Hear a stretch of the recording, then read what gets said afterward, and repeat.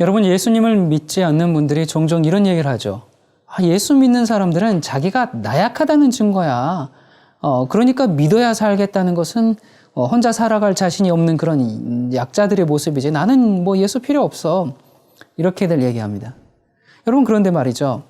자기가 약하지 않다는 걸 그러면 어떻게 증명할 수 있죠? 한번 증명해 보시겠습니까? 아무것도 믿지 않아도 지금 잘 살아가고 있으니까 나는 강하다. 그렇게 생각하시나요? 그건 증명이 아니라 주장일 뿐이죠. 그런 주장은 증명되기 전에는 설득력이 없죠. 자, 다시 묻습니다. 예수가 필요 없다. 그렇게 말씀하시는 분들. 그런 분들은 죽지 않을 자신이 있으십니까? 안 죽고 살 사람이 한 명도 없죠. 맞습니다. 그것이 바로 모든 사람은 약하다는 증거입니다. 예수 믿는 사람과 믿지 않는 사람의 차이는 한 가지뿐입니다. 그것은 예수님을 믿는 사람은 자기가 약한 것을 알고 시인하는 사람이고, 안 믿는 사람은 자기가 약하다고 생각하지 않고 그것을 시인하지도 않는 그런 차이죠. 여러분, 성경이 말하는 그 예수님을 믿는 믿음은 사람은 죽을 수밖에 없는 존재라는 데서 시작합니다.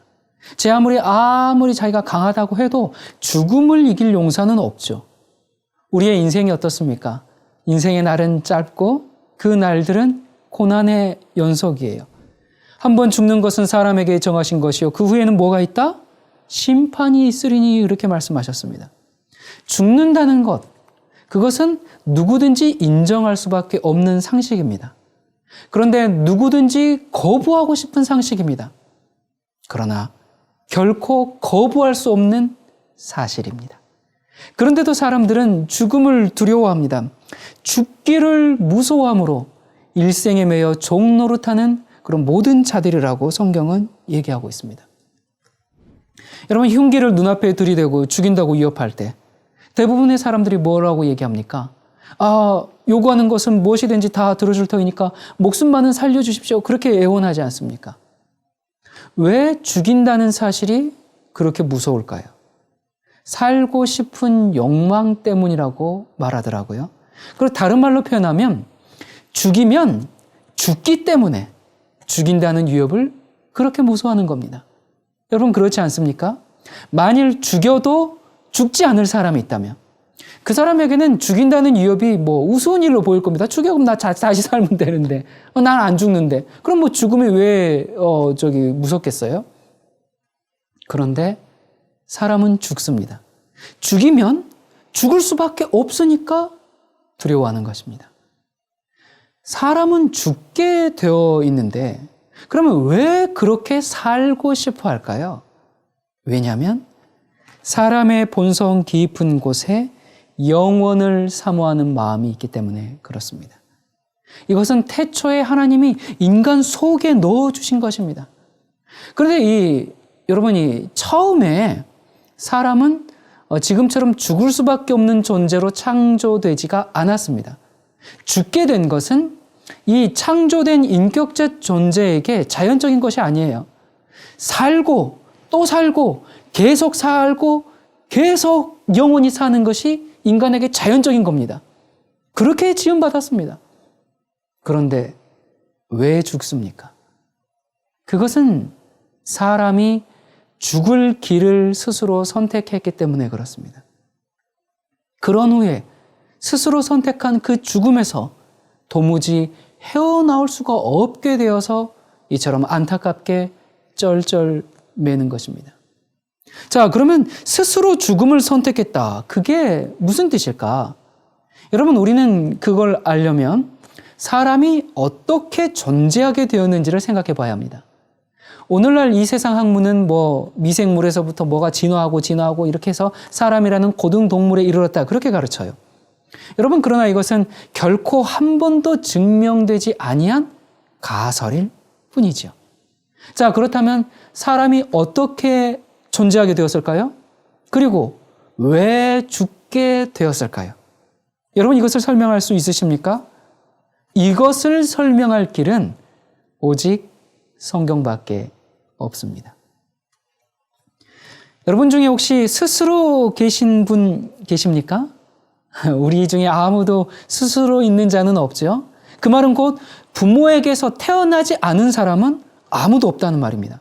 부모가 나를 낳아주셨기 때문에 이렇게 있는 것이죠.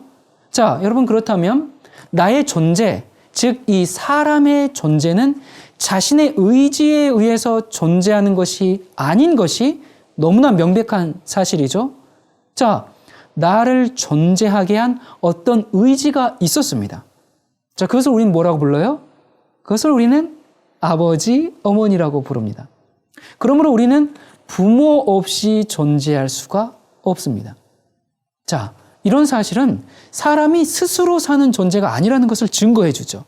사람은 아무도 자기를 존재하게 한 그런 이런 관계 없이 스스로 존재하지 못합니다. 그래서 우리 아기들, 그 아기들은 믿음으로 살고 믿음으로 자랍니다. 여러분, 자녀가 부모를 신뢰하는 것은 부모와 자녀라는 그 관계 속에서만 생명과 생활이 유지되기 때문에 그래요.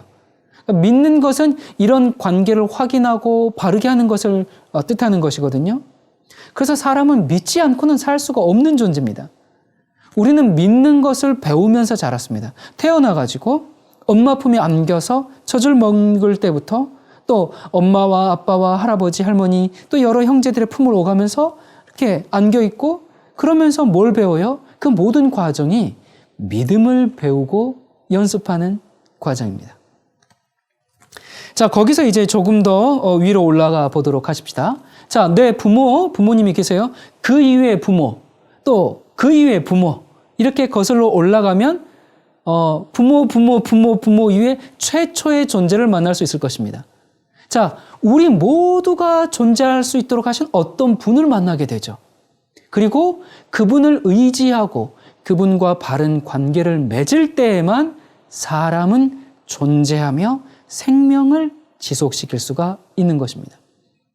마치 우리의 아기들이 부모로 말미암아서 존재하고 사는 것과 같은 이치예요. 자, 그러면 그 이후에 그 마지막 그분이 누구일까요? 성경은 그분을 여호와 하나님이라고 계시합니다. 여호와 하나님은 천지와 만물을 창조하신 하나님이십니다. 하나님이 창조하시기 전에는 아무것도 없었고 사람도 없었습니다. 마치 우리가 부모에게서 태어나기 전에 있었어요? 없었어요? 없었죠. 그거와 같습니다. 그러므로 성경은 하나님을 우리의 무엇이다 그렇게 계시해요. 하나님 무엇이라고 부릅니까? 하나님 아버지라고 우리가 부르는 것입니다. 신명기 32장 6절에 보면 우매무지한 백성아 여호와께 이같이 보답하느냐 그는 너를 얻으신 너의 아버지가 아니시냐 너를 지으시고 세우셨도다. 그래서 사람은 이 하나님과 생명의 줄을 연결하고 있어야 합니다. 만일 이 줄이 딱 끊어지면 사람은 생명을 잃고 존재를 잃어버립니다. 왜 그래요? 왜냐하면 하나님만이 생명의 영속적인 공급자이시기 때문에 그래요. 여러분, 이것은 태어난 아기가 어머니로부터 계속 젖을 계속 공급받아야 생명이 연속이 되고 또 그렇게 받아야 존재가 유지되는 것과 같은 이치라고 볼 수 있는 거예요. 여러분, 그것은 장성한 사람도 마찬가지입니다. 같은 이치죠. 이 장성한 사람이 음식 안 먹고 살 수 있습니까? 없어요. 음식이 계속 공급되어야 생명이 유지되고 음식이 공급되어야 힘을 쓸 수가 있죠. 자, 그런 것처럼 하나님이 공급하시는 생명은 그분의 말씀이고 사람이 그 생명을 공급받는 것은 그 말씀을 순종하는 것입니다. 이 관계가 끊어지면 사람은 생명을 잃게 되고 존재가 없어지는 거예요. 그래서 하나님은 당신의 말씀이 무엇이다라고 우리에게 분명하게 계시해 주셨어요. 뭐라고 계시해 주셨는가? 요한복음 6장 63절에 보면 내가 너희에게 이른 말이 영이요 생명이라. 주님의 말씀이 생명이에요. 사람이 내 말을 지키면 죽음을 영원히 보지 아니하리라. 하나님의 말씀이 생명이 있기 때문에 그 생명을 지키면 당연히 죽음을 보지 않게 되겠죠. 이게 하나님의 과학입니다. 여러분, 사람은 처음부터 하나님의 말씀 안에서 존재하고 살게 되어 있었습니다. 그러므로 하나님이 처음 창조한 그 사람은 하나님의 말씀을 지켜야만 했고 또 계속 지키는 가운데 생육하고 번성할 때 그 모든 후손도 또 생명을 가지고 태어나게 되고요. 그들은 또한 개인적으로 하나님의 말씀을 계속 지켜나갈 때 생명과 자신의 그 존재가 계속될 것이었습니다. 그런데 인류의 시조로 이제 그 지음을 받은 아담이 아직 한 명의 생명도 낳기 전에 하나님의 생명의 말씀을 지키지 않고 스스로 하나님이 그 연결해 준 생명줄을 끊어버리게 되었습니다. 무슨 일이 벌어진 거죠? 무슨 일이 벌어졌습니까? 창세기 2장 16절 17절에 보면 여호와 하나님이 그 사람에게 명하여 가라사대 동산 각종 나무의 실과는 내가 임의로 먹되 선악을 알게 하는 나무의 실과는 먹지 말라. 내가 먹는 날에는 정녕 뭐하리라? 죽으리라. 여러분, 이것은 하나님의 말씀이 생명이라는 것을 가르쳐주는 말씀입니다. 태초에 말씀이 계시니라. 이 말씀이 하나님과 계셨으니 이 말씀은 곧 하나님이시니라. 그 안에 뭐가 있어요? 생명이 있었으니. 어디에? 말씀 안에 생명이 있었으니 이 생명은 사람들의 빛이라. 사람이 하나님의 말씀을 지키면 생명이 있을 것이고 지키지 아니하면 생명과 존재가 없어질 것이었습니다. 말씀을 지킨다는 것은 순종하는 것이죠. 자, 그런데 우리의 시조 아담이 하나님의 말씀을 지키는 일을 거절했습니다. 흔히 사람들이 이렇게 얘기하죠. 아니, 하나님이 선악과를 만들지 않았으면 죄와 타락이 없었을 텐데 괜히 선악과 만들어가지고 우리가 이 고생한다. 그렇게 얘기합니다. 여러분, 그것은 선악과의 참 뜻을 모르기 때문에 하는 말이죠. 이 선악과는요, 사람의 존재의 한계를 지적하는 표였을 뿐입니다. 그러니까 사람의 생명과 존재는 하나님, 그러니까 이 창조주의 말씀 안에서만 가능하다. 그것을 우리에게 확실히 가르치는 것입니다. 그러므로 그것을 먹는 것은, 선악과를 먹는 것은 하나님의 말씀을 지키지 않는 것을 뜻하는 것이었고요. 그 결과는 생명과 존재를 스스로 거절하는 것이 되는 거죠. 그래서 하나님의 창조를 단호히 거절하는 행위가 이제 선악과를 먹는 것이고, 그래서 그들은 어떤 상태로 돌아갈 수밖에 없었는가? 창조 전의 상태로 돌아갈 수밖에 없었습니다. 창세기 3장 17절 19절에 내가 너더러 먹지 말라 한 나무 실과를 먹었은즉 필경은 흙으로 돌아가리니 그 속에서 내가 취함을 입었음이라. 너는 흙이니 흙으로 돌아갈 것이니라. 그러니까 하나님의 말씀을 거절했을 때 창조되기 전에 그 상태로 환원된다는 사실을 분명히 지적해 주는 말씀이 아닙니까? 자, 이렇게 말씀을 지키지 않는 것을 죄를 짓는 것이다 라고 그렇게 이야기합니다. 그리고 그렇게 된 결과를 죄다 그렇게 얘기해요. 그 결과는 명확합니다. 그러니까 생명선이 끊어졌으니까 어떻게 돼요? 죽을 수밖에 없고 필연적으로 존재를 잃어버리게 되죠. 그래서 성경은 죄의 삭은 무엇이다? 사망이다. 그렇게 성경이 선언한 것입니다. 자, 그런데 로마서 5장 12절에 보니까 이러므로 한 사람으로 말미암아 죄가 세상에 들어오고 죄로 말미암아 사망이 왔다. 그렇게 얘기했습니다. 그래서 아담의 모든 후손은 태어나면서 죽은 자로 태어나게 되는 것입니다. 영원히 살 수 있게 창조된 그 아담이 죄를 지음으로 죽고 흙으로 돌아가게 되었습니다. 그래서 아담의 후손들도 원래는 어떻게 살아야 돼요? 영원히 살아야 돼요. 영원히 살아야 하는데 죽고 흙으로 돌아갈 그 운명을 가지고 태어났어요. 이것이 바로 죄의 결과입니다. 여러분, 아담이 영원히 살 수 있도록 창조되었지만 죽게 되었죠. 그 후손들 가운데 혹시 영원히 살 수 있도록 창조된 그 후손 있나요? 혹시 여러분 옆집에 여러분 같은 교회 다니신 분들 중에 혹시 그런 분 있으신가요? 없죠. 인간은 다 사망을 지닌 채 태어납니다. 이것이 바로 죄의 결과고요. 모든 인류는 이 죄의 결과를 지닌 채 태어납니다. 만약에 죽지 않는 인간이 있다면 그는 아담과는 관련 없는 사람일 것입니다. 자, 그런데 죽음만 물려받은 게 아닙니다. 여러분, 우리는 아담의 죄의 결과 이 네 가지를 물려받았는데요. 첫 번째는 생물학적인 죽음, 두 번째는 죄를 좋아하는 그 죄의 본성, 세 번째는 하나님과의 분리. 그러니까 이제는 더 이상 과거의 아담처럼 직접적인 교제를 할 수 없게 되었죠. 자, 네 번째는 달라진 환경. 평화롭고 아름다운 그 에덴이 아니라 이제는 수고와 땀과 눈물로 얼룩진 그런 세상이 도래하게 되었습니다. 아담이 죄를 지었는데 왜 후손도 죽어야만 합니까? 그냥 죄 지은 아담만 흙으로 돌아가고 아담이 낳은 자식들은 하나님의 원래 계획대로 영생하면 안 됩니까? 그런 항의가 있을 수 있어요. 일리가 있죠? 왜냐하면 저도 참 그랬으면 좋겠거든요. 아니, 아담이 죄를 지었는데 왜 우리까지 다 죽게 되었어? 하나님 원래 그렇게 인간을 창조한 게 아닌데 아담만 흙으로 돌아가면 됐을 텐데. 자, 그러면 참 좋긴 하겠지만 그렇게 안 되는 이유는 간단합니다. 여러분, 하나님이 아담의 그 영생의 생명을 무슨 줄로 연결을 해 놓으셨냐면 순종의 줄로 연결을 해 놓으셨어요. 그래서 아담의 모든 후손의 생명은 아담 안에서 다 연결을 시켜 놓았습니다.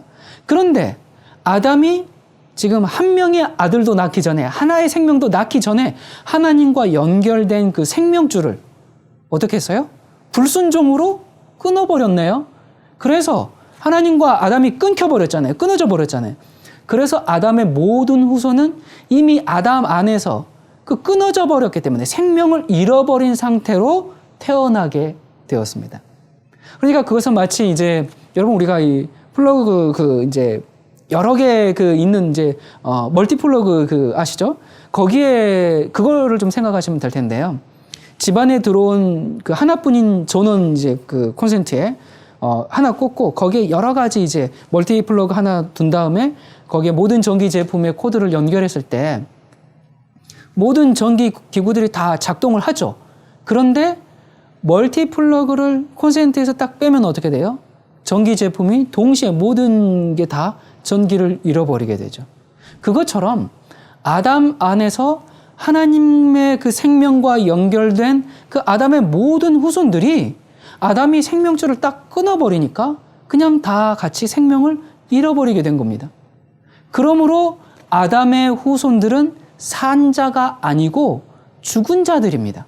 그래서 바울이 뭐라고 얘기했냐면 아담 안에서 모든 사람이 뭐한 것 같이 고린도전서 15장에 죽은 것 같이, 그러니까 아담 안에서 모든 사람이 뭐 했다고요? 죽었다고 그렇게 분명히 얘기하지 않습니까? 그러니까 여러분 사실요, 저와 여러분이 지금 살아있는 것처럼 보이지만요, 실상은 죽은 것입니다. 우리 모두는 태어날 때 뭘 안고 태어나냐면 죽음을 안고 태어납니다. 그렇죠? 다 결국 죽게 돼 있죠? 불행하게도 근데 죽음만 안고 태어난 것이 아니라 아까 죄의 결과로 뭐 또 물려받았어요? 뭐 또 가지고 태어났어요? 죄된 본성까지 이제 우리가 유전적으로 물려받고 태어납니다. 자, 그러면 죄가 결국 이게 지금 무슨 결과예요? 죄의 결과죠. 아담이 지은 죄의 결과로 우리가 이러한 아까 네 가지 이제 우리가 살펴봤습니다. 자, 그런 것처럼 그 네 가지의 결과들을 우리가 가지고 있는 존재를 뭐라고 부르면 좋을까요? 죄된 인간요? 아니면 죄의 결과를 지니고 있는 사람요? 뭐 살아있지만 죽은 자들요? 뭐라고 표현하면 좋겠어요? 쉽게 말하면 죄인입니다. 그런데 오늘날 이 죄인이라는 용어가 조금 잘못 오용되어 있기 때문에 죄인이라고 표현하기가 좀 부담스럽습니다. 왜냐하면 여러분 일반적으로 알고 있는 그 죄인은 죄인하면 뭘 받아야 해요? 용서를 받아야 되죠. 자, 죄인하면 어떤 그 죄의 그 죄책, 길트, 책임이 이제 연상이 되다 보니까 자, 그러면 우리의 만약에 이제 일반적인 그 죄인의 개념으로 용서를 받아야 된다면 우리의 그 존재 그 자체에 대해서 용서를 받아야 된다는 논리가 성립이 되거든요. 여러분, 근데 용서라는 것은요, 여러분 용서 언제 받으세요? 여러분 살면서 용서 받은 적 있으시죠? 네. 그 용서 언제 받습니까? 내가 뭔가를 잘못했을 때 받는 것이 용서입니다. 그렇죠? 그게 용서예요. 자, 그런데 내가 원하지도 않았고 선택하지도 않은 나의 이 존재, 여러분 태어날 때 여러분 원해서 태어난 사람 없죠? 선택해서 태어난 사람 없죠? 그런데 이 존재 그 자체를 용서받아야 된다 그러면 내가 이게 그렇게 좀 우리가 이해하기가 조금 어렵습니다. 그렇게 존재 자체를 용서받아야 된다 그러면 그 다음 어떻게 가냐면 그래, 우리는 어차피 죄인이니까 이렇게 이 존재 자체가 죄인이야. 그래서 용서받으면서 살 수밖에 없는 그런 존재야. 그러니까 뭐 이렇게 죄를 짓고 살지. 어차피 죄인인데. 그러면서 패배주의적인 운명론에 빠지게 됩니다. 여러분, 제가 인간의 존재를 표현할 때 쓰는 죄인이라는 의미는 그런 것이 전혀 아닙니다. 아담이 지은 그 죄값을 우리가 치러야 하기 때문에 죄인이 아니라 지금 우리의 존재 자체가 그러한 용서받아야 하는 존재다라고 하는 그런 의미는, 그런 의미에서 죄인은 아담이 그 선악과를 따먹은 그 죄를 내가 책임져야 된다라는 오해가 있거든요. 아담이 지은 그 죄값을 우리가 치러야 하기 때문에 죄인이 아니라 아담의 그 죄의 책임을 우리가 물려받아서 죄인이 아니라 아담의 죄의 결과로 우리가 죽을 수밖에 없는 존재가 되었기 때문에 죄인이다 그 말입니다. 생명이 없는 존재다 그 말입니다. 이 죄인의 개념은 정죄받고 용서를 받아야 하는 죄인을 말하는 것이 아니라 생명이 필요한 존재가 되었다 그 말입니다. 여러분, 조금 복잡한 것 같지만 이것은 굉장히 중요하고 올바로 이해해야 하는 성경의 사상이거든요. 여러분, 죄의 책임을 물려받은 것과 죄의 결과를 물려받은 것은 전혀 다른 얘기입니다. 죄의 책임이라는 것은 아담이 지은 그 죄에 대한 책임을 내가 져야 한다는 겁니다. 그래서 그 죄책, 그 정죄를 받았기 때문에 자, 태어나서 하루 만에 죽었다 하더라도요, 그 아기는 정죄 아래에 있기 때문에 영원히 멸망을 받아야 한다는 겁니다. 자, 그런데 질문해 보겠습니다. 이 아기가 태어났을 때 생명은 누가 준 거예요? 사탄이 줬나요? 응애 하고 태어났는데 사탄이 이 생명을 줘가지고 이 아이가 태어났다 그렇게 얘기하십니까 여러분? 아니죠. 응애 하고 태어났을 때 뭐라고 얘기합니까? 하나님이 주신 이 귀한 생명, 그렇게 얘기하지 않습니까? 생명이 어떻게 태어났어요? 하나님의 창조의 역사로 내가 태어난 것입니다. 자, 그런데 태어날 때는 하나님께서 생명을 주셔서 태어났는데 태어나서 하루 만에 죽었다. 자, 하루 만에 태어나서 죽었는데 이 아이가 어딜 간다 그래요? 지옥을 간다 그러네요. 여러분, 그러면 이게 지금 하나님께서 생명을 주셔서 태어났는데 하루 만에 죽었을 때는 지옥 자식이 된다. 여러분, 이건 성경 사상이 아닙니다. 왜 지옥 자식이 된다라고 왜 지옥 간다 그렇게 얘기를 하냐면 아담의 그 죄의 책임을 졌기 때문에 그러한 죄인이라면 존재 자체가 그러한 책임을 진 죄인이고 용서를 받아야 되기 때문에 나의 존재 자체에 대해서 용서받아야 되는 죄인이다 그 말이에요. 근데 여러분, 우리 중에 누가 하나님께 여러분 태어나기 전에 하나님 저 태어나게 해주세요 그렇게 이야기해가지고 태어난 사람 계십니까? 없으시죠? 그런데 하나님께서 우리를 태어나게 해놓고서는 너는 태어난 것 자체가 죄인이야. 죄인이기 때문에 너는 멸망받아야 해. 여러분, 이렇게 하면 이 아기의 멸망의 책임이 누구한테 있는 거예요? 아기한테 있는 게 아니라 하나님에게 있는 겁니다. 넌 태어난 것이 죄니까, 태어나서 죽었으니까 너는 그 멸망의 책임을 지고 지옥 가야 돼. 이건 누가 책임져야 돼요? 하나님이 책임져야 해요. 그래서 용서는 내가 받을 게 아니라 누가 받아야 해요? 하나님이 받아야 하죠. 여러분, 이것은 앞뒤가 맞지가 않습니다. 그런데 대부분의 사람들이 아담의 죄의 책임을 내가 짊어지고 태어나서 정죄받은 죄인이라고 그렇게 이해하는데 그것은 오해입니다. 그걸 그렇게 가면 아까 말씀드린 대로 용서는 하나님이 받게 돼버린 그런 문제가 발생해 버려요. 우리는 죄의 책임을 진 죄인이 아니라 죄의 결과를 지닌 죄인입니다. 아담의 죄의 책임은 아담이 졌어요. 그리고 예수님이 대신 지셨습니다. 자기 죄의 책임은 자기가 지는 것입니다. 그러므로 그 죄를 용서하시는 분이 예수님이십니다. 여러분, 우리가 아담의 허리 안에 있었다라는 것은 그가 죄를 범함으로 우리도 그 죄의 결과를 이어서 받게 되었다라는 것이지, 아담의 그 범죄에 대한 책임을 우리가 나눠지게 됐다는 말이 아닙니다. 우리는 아담이 범죄한 그 죄에 조금도 가담하지 않았어요. 자, 그래서 여러분, 용서라는 것은요, 어떤 것에 성립이 되는 용어예요? 범한 죄에 대해서 성립되는 용어라고 말씀드렸습니다. 자, 하나님과 나와의 관계가 끊어진 채로 태어났어요. 그런데 그걸 어떻게 용서를 받아요? 그건 내가 원해서 그렇게 된 게 아닌데. 그래서 이 용서를 받는 게 아니라 뭘 받아야 합니까? 관계를 회복하는 새 창조를 받아야 합니다.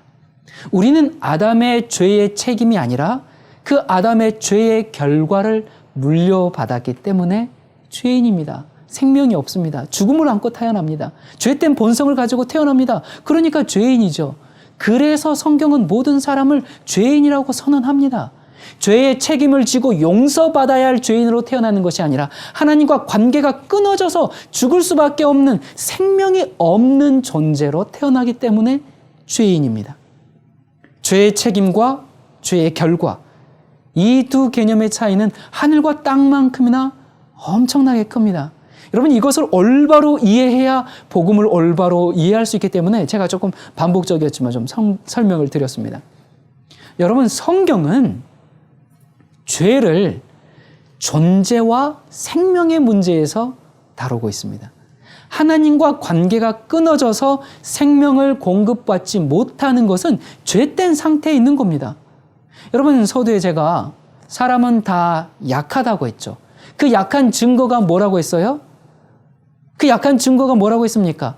죽는 것이라고 했잖아요. 아무도 죽지 않는 사람이 없어요.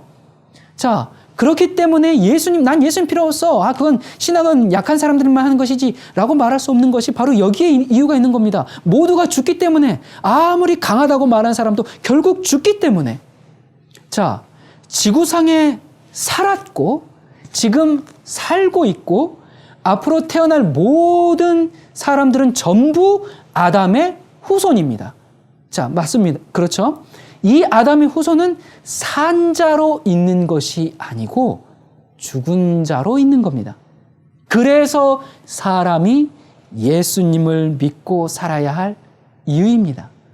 또한 이것이 예수님을 믿음으로 구원을 얻는다는, 즉 예수님을 믿음으로써만 생명을 소유하게 된다는 기독교 복음의 이 전제이고 부인할 수 없는 사실입니다. 자, 이렇게 죽은 상태로 살아가는 사람, 이런 사람을 죄인이라고 합니다. 여러분, 참 말이 이상해요. 죽은 상태로 살아간다. 굉장히 모순인 것 같지만 그것이 인간의 모습입니다.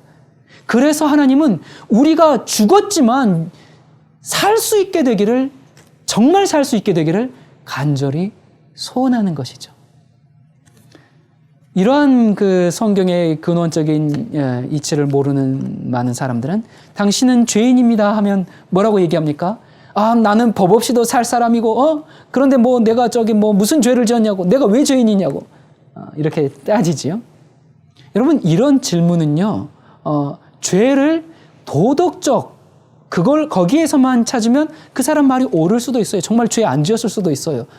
그래서 그런 말이 나오는 것은 죄를 도덕성에서만 찾기 때문에 그렇습니다. 일반적으로 사람들이 죄라고 말하는 것을 주로 도덕적인 것에서만 찾습니다. 그러므로 사람들이 도덕적으로 깨끗하고 양심적으로 꺼리낌이 없는 그런 삶을 살면 정말 저 사람 의인이야. 저 사람 정말 성인이야. 그렇게 생각하기가 쉽죠. 이것은 아주 그럴듯한 착각입니다. 사람들이 이런 착각에 최면당하고 있기 때문에 정말 그 죄의 실상을 깨달으려고 하지도 않고 또 깨닫지도 못합니다. 이런 최면을 강하게 거는 사람들이 종교가들이요 도덕가들입니다. 참으로 딱한 일이 아닐 수가 없습니다. 여러분, 이 말은 사망과 생명이 무엇인지 모른다라는 말과 같습니다. 여러분, 식인종 사회에서 살인이 죄가 됩니까? 그 사회에서? 그렇지 않지요. 자, 그러면 살인이라는 게 어떤 그 지역과 문화와 상황에 따라서 죄가 되기도 하고 안 되기도 하고 그런 겁니까? 여러분, 오늘날 사람들이 죄를 이렇게 도덕적인 것으로만 이해하고 있습니다. 도덕적인 죄들은 분명히 죄예요. 그러나 아무리 정말 인류 역사상 저 사람은 정말 의인이었어, 정말 성인이었어, 그렇게 추앙받는 사람들이라 할지라도 결국 다 죽고 없어졌습니다. 그렇죠? 죽을 수밖에 없는 연약한 그 상태에서 전혀 벗어나지 못했습니다. 그들은 여전히 창조 전의 상태인 흙으로 돌아가고 말았습니다. 여러분, 아까 하나님께서 아담에게 그가 죄를 범함으로 어떻게 하라 그랬어요? 너는 흙이니 이제 흙으로 돌아가라고 했죠. 모든 인간들이 다 흙으로 돌아가고 말았습니다. 그러니까 성인 군자라는 그 역사적 인물들도 여전히 뭐였다? 죄인이었다, 그 말입니다. 여러분, 사람은 도덕적으로 살기를 굉장히 원해요. 그렇게 살기를 원하지만 그냥 우리가 이렇게 태어난 자연적인 상태에서는 누구도 도덕적으로 살지를 못합니다. 이 도덕적인 요구가 있어요. 그리고 우리가 태어날 때 인간의 죄된 뭐예요? 그 죄된 본성, 죄된 본능, 그걸 가지고 태어나지 않습니까? 그게 죄의 결과로.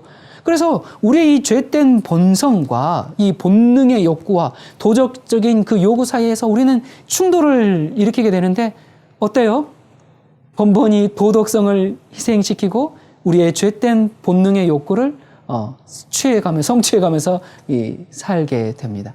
그래서 사람들이 어떻게 한탄하면서 죄책감을 더 깊이 느끼고, 그래서 사람들이 그걸 이제 벗어버리고 싶어서 어떻게 합니까? 수도원에 가고요, 기도원에 가고요, 산속에 들어가고요, 돌을 닦으면서 도덕성을 함양하고요, 선을 이루려고 그렇게 열심히 노력합니다. 왜 그렇게 노력해요? 왜 그렇게 노력하냐면요, 그것은 단편적으로 인간은 본질적인 상태로는 도덕성을 성취할 수 없다, 그걸 보여주는 겁니다. 그걸 증명해 주는 겁니다.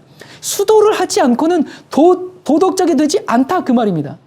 그냥 내버려 두면 어떻게 된다? 전부 그냥 동물적으로 죄된 본성의 욕구에 끌려서 살아가게 된다, 그 말입니다. 왜 그렇게 돼요? 사람이 죽어 있기 때문에 그렇습니다. 죽은 사람은 썩죠. 방부 처리하지 않으면 썩습니다. 도덕적 수양하고 수도하는 것은 꼭 뭐냐면 이 죽은 시체에다가 계속 방부 처리하는 것과 같습니다. 여러분, 방부 처리는 할 수 있겠지만 죽은 것을 살게 하지는 못합니다. 여러분, 성경은 이 죄의 결과로 죽어 있는 사람이 다시 사는 얘기가 나옵니다. 뭐라고요? 여러분, 우리가 지금 보세요. 살아있지만 죽은 자예요. 죽은 자로 살고 있어요. 그런데 이 죽은 자로 사는 사람이 다시 사는 얘기가 나옵니다. 아까 바울이 뭐라고 했어요? 아담 안에서 모든 사람이 죽었다, 그렇게 얘기했죠? 자, 그런데 반전입니다. 아담 안에서 모든 사람이 죽은 것 같이 그리스도 안에서 모든 사람이 무엇이다? 삶을 얻으리라. 여러분 이것을 옛사람과 새사람으로 비교하면서 다시 말합니다.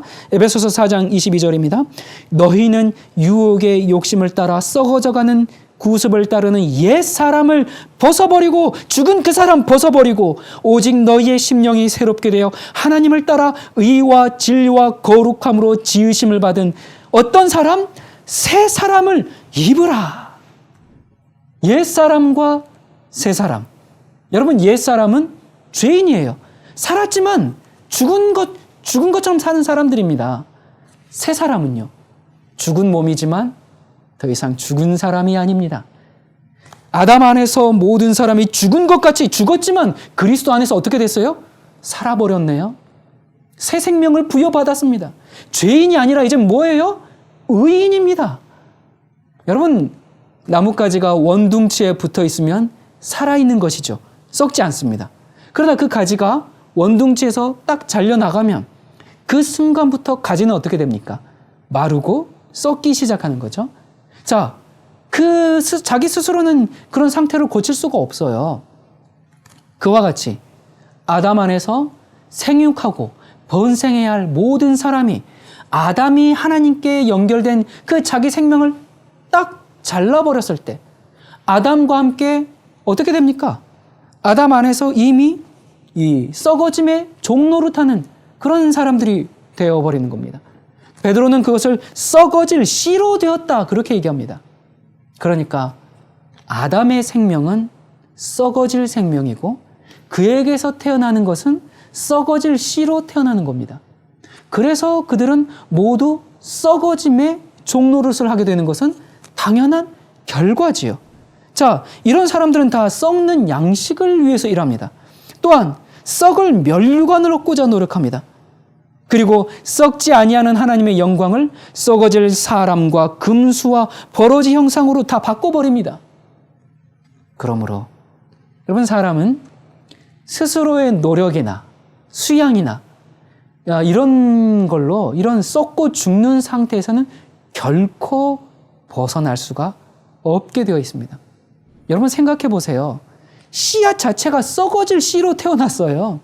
그런데 어떻게 썩지 않겠습니까? 죽은 자로 태어난 자가 어떻게 아무리 스스로 노력한다고 산 자가 되겠습니까? 죽을 수밖에 없어요. 그런데 만일 살아날 길이 있다면 죽은 자를 살릴 수 있는 자가 그를 살리는 방법 외에는 다른 도리가 없습니다. 여러분 지금 사람들이 누리고 있는 이 생명이라는 거 사실 죽을 수밖에 없는 생명이요 본질상 생명이 아닙니다. 이것은 나무에서 잘려나온 가지가 완전히 말라져서 죽지는 않았지만 그건 죽은 거죠. 하지만 원둥치에 잘 붙여서 정말 생명을 다시 공급받을 수 있도록 잘 싸매고 잘 동여매주면 다시 살 수 있는 것처럼 사람들도 우리가 지금 이렇게 숨쉬고 살아있고 움직이는 것처럼 보이지만 전부 죽은 사람들입니다. 그래서 진정한 생명의 존재가 되도록 아직 우리가 살아있을 때 참 생명을 주신 분에게 접붙임을 해야 합니다. 여러분 우리가 이렇게 세상에 태어난 것은 죽은 채로 살다가 결국 죽기 위해서 태어난 게 아니라 왜 태어났냐면 죽은 채로 태어났지만 참 생명을 얻을 수 있는 기회를 얻고 영생하도록 그 기회를 정말 주도록 하기 위해서 하나님께서 우리를 이 땅에 태어나게 하신 겁니다. 그 생명이신 분이 태초에 계신 생명의 말씀이신 예수님이시고 그에게 우리를 맡기는 것을 예수님을 믿는 것이다 라고 말하는 겁니다. 여러분 사는 것이 뭔지를 깨닫고 정말 진정으로 생명을 사랑하는 사람들은 예수님을 믿을 것입니다. 그러나 자신이 죽을 수밖에 없는 그런 연약한 존재인데도 불구하고 그 연약한 것을 인정하기를 원치 않는 사람들은 예수님을 믿지 않을 것입니다. 그저 그냥 학문과 문명과 도덕과 윤리를 강조하면서 정말 이 땅에 유토피아 복지사회를 만들려고 그렇게 노력할 것입니다.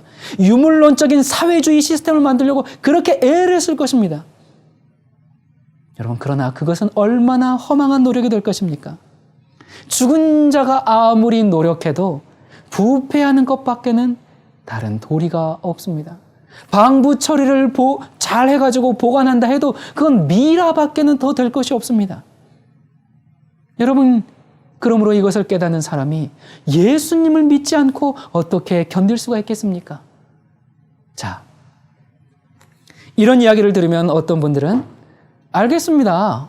그런데 왜 꼭 예수만 믿어야 생명을 얻는다고 주장합니까? 이 세상에 생명을 주는 다른 종교가 많이 있지 않습니까? 그렇게 질문을 하죠. 제가 다음 시간에는 생명을 얻기 위해서 왜 꼭 예수를 믿어야만 구원을 얻는지 그 확신 있는 성경의 대답을 들어보도록 하겠습니다. 여러분, 오늘 말씀을 좀 더 분명하게 이해하기를 원하시면 제가 강의한 그 성경의 예언들 12회 이것이 참된 복음입니다. 그 영상을 시청하시기 바랍니다. 여러분의 신앙 생애에 획을 긋는 놀라운 말씀이 될 것입니다.